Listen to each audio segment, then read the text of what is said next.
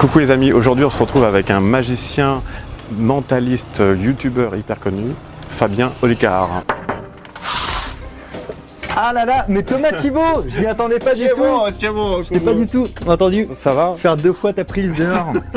En t'appelant Fabrice. En m'appelant Fabrice. Fabrice Olicard.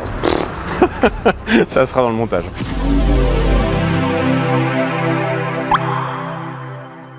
Aïe, tu es chez moi. Alors on est chez toi ici, Oui. dans les locaux, avec les gens qui travaillent pour toi et avec toi. Avec l'équipe, la garde rapprochée de l'équipe. Et oui. Qui avons-nous ici? On a le 3e hémisphère de mon cerveau.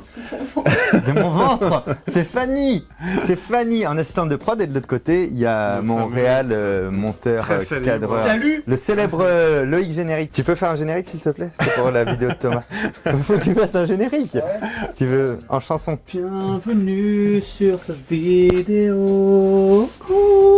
Et ça on te le facture pas, t'imagines? Ouais, c'est pas mal ça, c'est cool. énorme. Hein. Bravo Loïc. Énorme. Ça, il manque pas d'écran en plus, c'est bien. Si, il lui en manque un en plus. il veut qu'on lui en rajoute un ici pour avoir cette timeline. Ah oui, carrément, oui, ça, bon, bah, c'est bien. Un monteur. Ici, on est donc dans tes locaux, dans lesquels j'étais déjà venu la dernière fois. Il y avait un canapé juste ici, là. Ouais, mais il est assez sympa. Il a disparu, il y a plus de place. Il fallait plus de postes de travail. C'est le succès là qu'on voit ici, là. Non, là c'est un chiffre bidon d'un autre réseau. En fait, ils ont changé. Ah bah oui, il en manque quelques-uns. Ils ont changé l'API de YouTube et l'API de Facebook et l'API d'Insta, et on peut plus rechoper le nombre d'abonnés pour le mettre sur la boîte. Donc il faut qu'on hack ça bientôt. Il manque un zéro par là-bas, quoi. On est à quoi, 1,4 million là aujourd'hui? 1 397 000. Soyons précis, je toujours pas de bêtises. Tu peux tout regarder, c'est l'accumulation des choses. Parce qu'en vrai ici, c'est en même temps c'est ma garçonnière, c'est-à-dire que c'est là que n'importe quel projet que je fasse, dans n'importe quel domaine, ça prend naissance là. Et du coup, c'est souvent lié à des objets, ou des objets qui servent après au truc et qui finissent dans le décor du bureau. Il y a même un trophée de, un trophée de mentaliste. Ah non, c'est le spectacle magique de l'année, la FFAP. Ah bah oui, tu l'as gagné en quelle année ça? En 2014-2015. Top. Bravo. Et tu vois, comme je respecte bien, j'ai pas du tout mis un masque dessus de Dali. Ça c'est drôle, parce que là il y a pas mal de bouquins de Werber qui sont là. Ouais. Werber, moi je le lisais en 91, j'ai commencé à le lire en 91, tu vois. Donc j'étais tout petit et il y avait que Les Fourmis qui venaient de sortir cette année-là. Et j'ai adoré le style, j'ai adoré en plus le côté vulgarisation scientifique à l'intérieur de l'histoire, en SF et tout. Et j'ai suivi toutes les sorties de tous ces livres, je suis assez fan. Et ce qui est rigolo, c'est que j'ai pu le rencontrer il y a quelques années. On est devenus potes maintenant. Et il adore la magie, je crois. Ouais. Il est très intéressé. Et au tel point qu'il m'a même demandé de faire la mise en scène de son spectacle, que j'ai malheureusement pas pu faire parce que ça demande. En fait, si tu le fais bien et t'es très présent et je pouvais pas le faire. Mais c'était fou, tu vois. Dans ma tête, j'ai checké le gamin de 12 ans que j'étais en mode hey, tu vois. Ça, c'est des trucs un peu fous, tu vois. Là, maintenant, il m'envoie les. Ça, c'est des objets pour moi de fou. C'est les épreuves non corrigées. Avant la sortie, il y a ça qui sort, tu sais, pour faire des premières lectures. Et quand tu lis ça, tu dis ok, j'ai ça dans les mains, quoi, tu vois. Et en temps normal, c'est ce qui va sortir après. Bon, bref. Donc ça, c'est un vrai truc de vie. J'ai eu la chance d'accéder à la rencontre avec des gens qui m'ont beaucoup inspiré, quoi, tu vois. Parce que lui, c'est ça. Mes constructions de spectacles sont pensées un peu comme la construction de ses livres. Et c'est des discussions. Lui, il construisait à l'époque ses livres comme des cathédrales, ses histoires. Tu vois, donc avec une nef, etc. Machin. C'est très architectural et c'est souvent ça dans les romans. Et puis après, il est passé à un autre point il s'est dit qu'est-ce qu'il y a de plus parfait qu'un corps humain. Et donc il construit ses livres comme un corps humain. Et je me suis dit, mais moi, je ne peux pas reproduire ça dans mes spectacles. Comme un corps humain ici. Exactement. Et du coup, ton corps humain, c'est quoi? C'est-à-dire, tu as le squelette, c'est ce qui va tout tenir debout. Et puis après, il te faut tes organes, donc c'est les parties de ton spectacle, mais il faut aussi un cœur, le moment qui va émouvoir, mais il faut aussi un cerveau, comment tu vas faire réfléchir. Et après, comment tu caches tout ça? En mettant de la peau, et la peau de mon spectacle, moi, c'est l'humour. Et c'est ce qui va recouvrir l'ensemble et tout. Et ça te donne des réflexions tout à fait différentes et intéressantes sur comment faire les choses. Et puis après, c'est, c'est quoi la proportion? C'est le nombre d'or pour un être humain. Donc mon spectacle, il faut qu'à un moment donné, il y ait une respiration au moment du nombre d'or en termes de durée. Et c'est ce qui va rendre le spectacle plus fluide, etc. etc. Bah, donc, du coup, on en vient à Léonard, exactement. Qui a une grosse influence pour toi. Enfin, comment il a... Non, c'est une influence indirecte. C'est plus de la satisfaction intellectuelle, tu sais, la fascination pour le personnage. J'arrive à me rapprocher de l'excellence. Bah, en fait, je me dis toujours, si dans la nature on le retrouve partout et que ça marche et ce qui devient un critère de fonctionnalité et de beauté, pourquoi nous on le réapplique pas dans nos constructions de spectacles, de tours, de textes, de machin, le pitch de mon spectacle par exemple, le nombre de mots ça fait un nombre premier, le nombre de lettres fait un nombre premier, la rupture est au nombre d'or. Ouais, je te jure que c'est vrai. Un malade. C'est un malade. Le Big Bang dans votre cerveau, la rupture est au nombre d'or, la singularité c'est un nombre premier. En fait je réfléchis tout mathématiquement et personne ne le sait. Vraiment c'est la première fois que je prends la parole dessus. Ouais. Mais je me dis pourquoi ne pas le faire en fait? Une fois que tu sais que tout ce qui fonctionne bien dans la nature est régi par ça, pourquoi nous on ne l'appliquerait pas au spectacle? Et peut-être que ça y contribue, et peut-être c'est juste un délire perso, mais au moins ça m'occupe. Bah ouais. Alors je vois d'autres symboles ici, là. Qu'est-ce que c'est que ces choses-là par exemple, des symboles? Ça c'est un calendrier Maya. Ok. Que j'ai ramené du Mexique et qui a sûrement été fabriqué en Chine. Ouais. Mais j'ai un bon rapport au temps et je suis assez passionné d'astronomie et d'astrophysique. Ça, c'est une main bullshit de voyant. C'est pour la vidéo qu'on a faite où je me faisais passer pour un voyant. Toute dernière, là, qui a cartonné. Et en fait, ça, c'est un élément de ce décor-là. Ça, c'est un crâne de phrénologie que m'a offert Victor Vincent au mois d'avril dernier quand il est venu me voir. Vous avez fait une vidéo tous les deux, je crois, ouais. Bah, il était venu me voir au théâtre de la Tour Eiffel, mais on avait fait déjà des vidéos ensemble avant. Donc tu vois, ça me sert à mettre des casquettes. Dans lequel il joue actuellement. Exactement. Très bon spectacle. Parce qu'il habite à côté. Oui, je suis allé le voir. Il habite à côté, c'est tranquille pour lui. Mais vraiment, il met 1 minute de chez lui à la salle. C'est bien ça. Tu vois, le truc qui traîne, ça c'est le chaudron Harry Potter, on met les vieilles piles dedans. Et ça, c'est quoi ça alors? Putain, c'est une vieille coupe de 2009 ça. Après, bon, on a des influences plutôt manga, on a. Alors, en fait, ça paraît pas rangé, mais c'est un peu rangé. Ouais. Ici, tout ça, c'est le coin des copains. Ouais, des copains youtubeurs. Ou autres. Moi, je crois que je l'ai acheté à ma fille, ça, je vais faire à ma fille. Ah, il a l'air jaune, c'est très bien ce qu'il fait. Ici, c'est plutôt les romans. Ça, c'est référence à Retour vers le futur, hein. Mais c'est le vrai almanach énorme, hein. 1950. Pour les plus jeunes qui nous regardent, ça permet à un des personnages de remonter dans le temps et de gagner de l'argent. Exactement, et ça c'est un bout de pellicule du film ça. Ah putain, énorme, Marty. Ouais.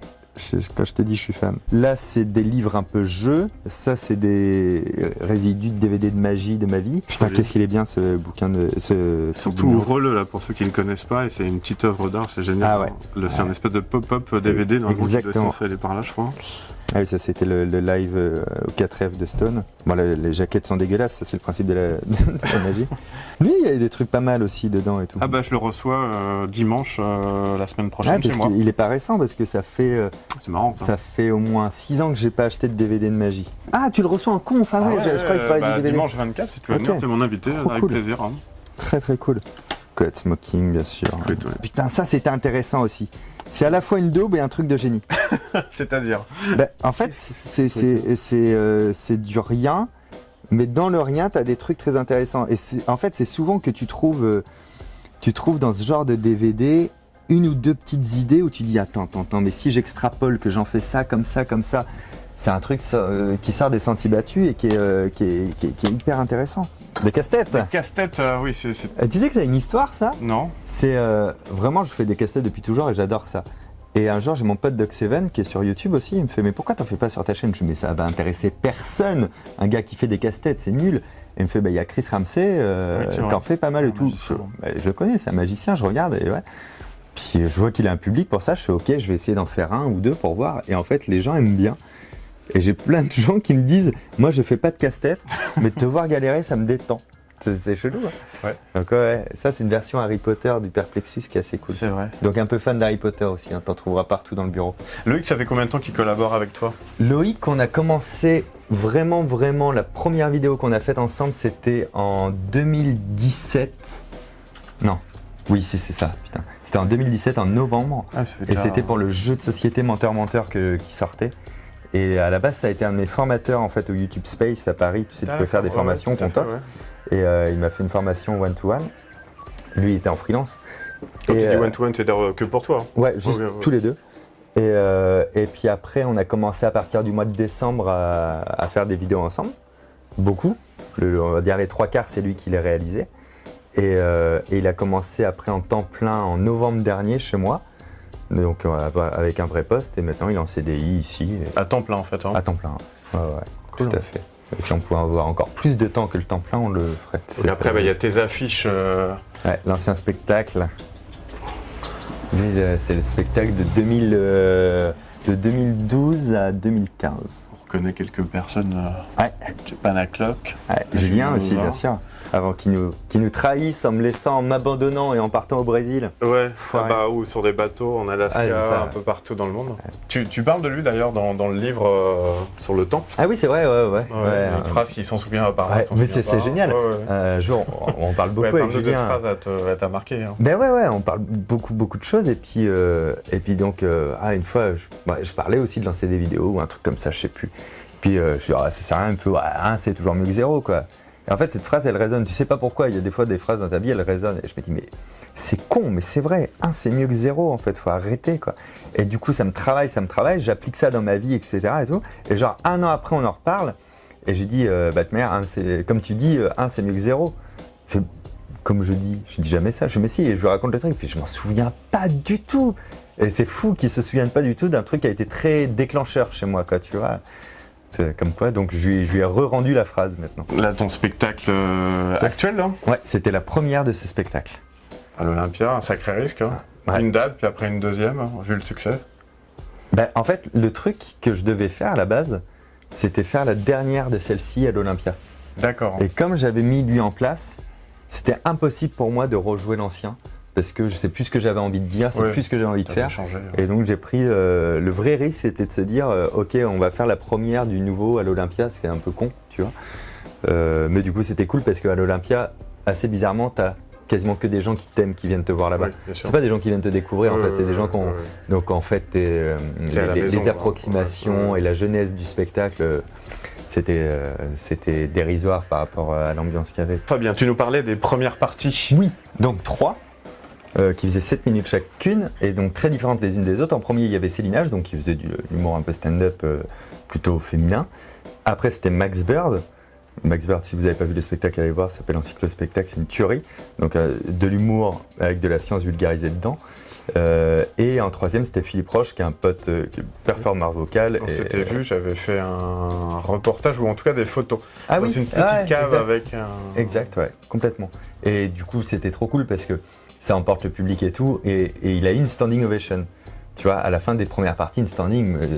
C'est royal pour même moi. l'artiste. Et puis ça me. En plus, en vrai, pour la petite histoire, je suis même tombé en larmes dans les loges parce qu'il vivait un moment très dur, un divorce et tout. À ce moment-là, ça allait vraiment pas bien pour lui. Et je me dis, putain, c'est ouf. Il a 2000 personnes qui se lèvent pour lui alors qu'il a fait 7 minutes. C'est vraiment ce qu'il lui faut et ça m'a ému de folie. Et c'est là d'ailleurs où je me suis dit, c'est cool parce que comme j'ai chialé, je vais pas repleurer durant mon propre spectacle par l'émotion et ce sera très bien. Et en fait, si. En fait, ça n'a rien changé. À un moment où je m'y attendais pas du tout, j'ai fondu en larmes. En fait, c'est. Qu'est-ce qui a impulsé ça? Tu sais quoi, j'ai fait mes remerciements. Donc, en fait, c'est là où ton émotion est la plus forte et impeccable. C'était la pression qui redescend un peu. Hein. Ouais, ça s'est bien passé, pas pleurer et tout. Et plus loin dans le spectacle, à un moment donné, je parle de Gary, de Diablo Gary. Non, je parle de quand j'étais au lycée et donc je parle là à un moment donné de mes régisseurs Diablo et Gary. Okay. Et je dis, chose que je dis jamais d'habitude, Gary, on était au lycée ensemble. On était vraiment au lycée, donc tu vois, ça remonte quoi. Et en disant ça, j'ai un flash de nous devant le lycée, un peu paumé, qu'est-ce qu'on va faire de nos vies, etc., faire un peu des conneries et tout. Et dans ma tête, je me dis, et putain, et on est là à l'Olympia en autoproduction. On a monté ça tout seul, enfin tu vois ce que je veux dire, quoi, 20 ans après, et du coup ça m'a submergé, ça m'a ravagé, donc ça a donné ce truc très propre de, et il y a Gary, on était au lycée ensemble, personne n'a compris pourquoi ça m'a rendu comme ça, quoi, tu vois. En plus ça doit relancer les gens, donc c'est ça, ça t'a submergé encore plus. Ça s'est pas vu Fanny.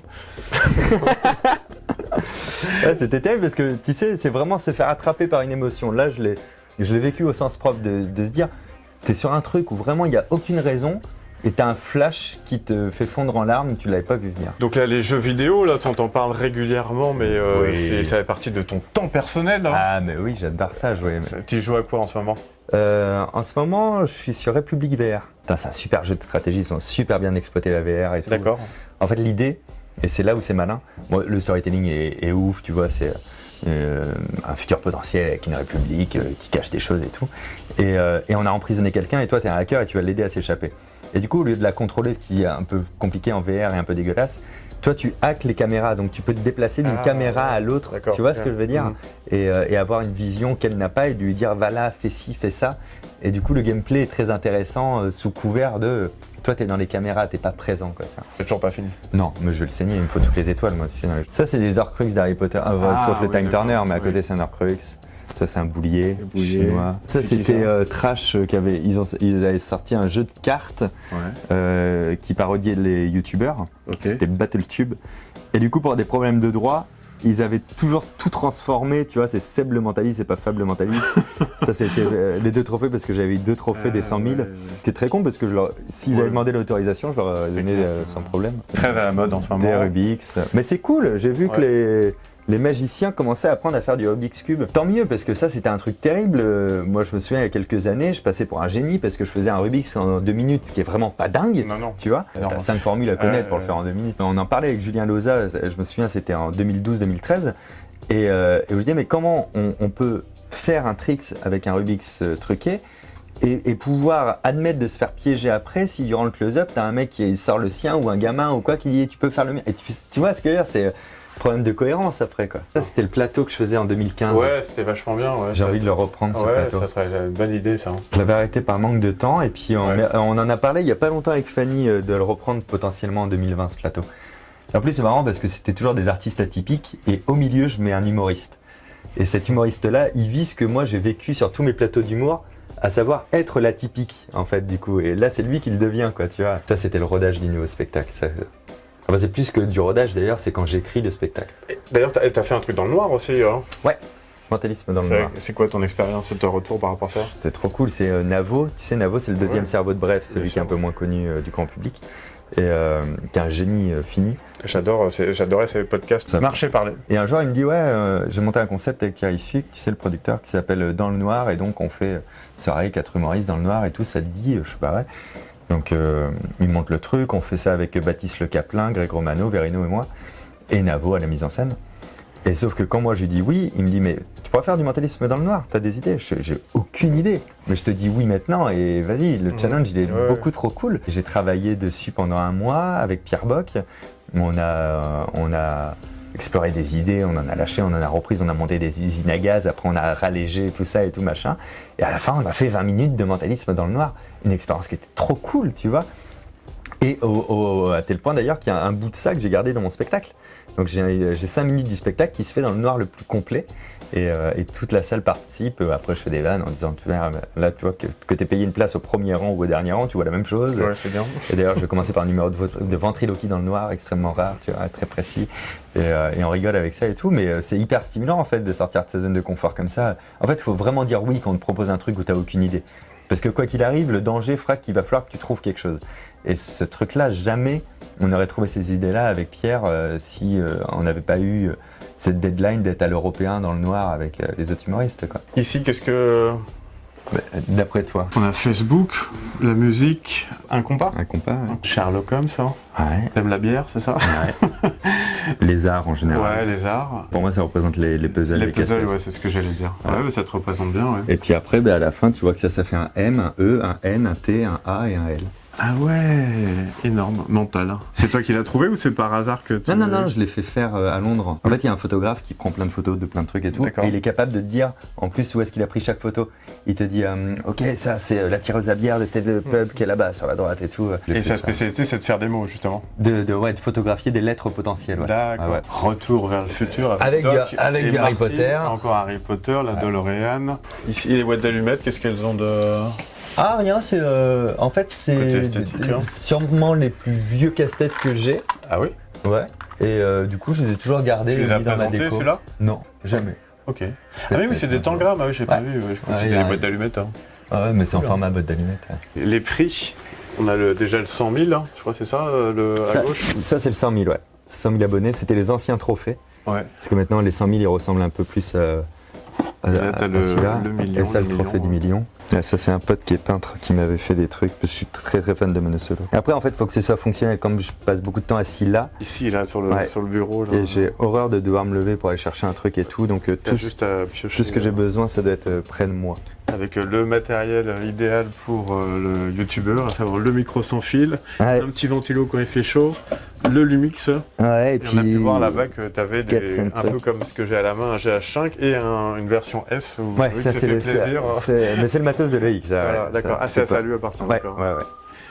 Cool, bah c'était une. Enfin, je crois. Ah bah si, on a encore les livres de magie. Eh bah ça va être C'est l'objet ça, d'une c'est- autre vidéo. Encore merci à toi, Mais de Fabien. rien pour ce room tour. Voilà, c'était le tour ici. C'est bientôt puis- ma morning routine ouais. chez Thomas Thibault. Tu es bon, tu es bon. Thibault. Allez, à très vite sur ta chaîne et puis sur Virtual Magie. Ciao. Salut les amis, ciao.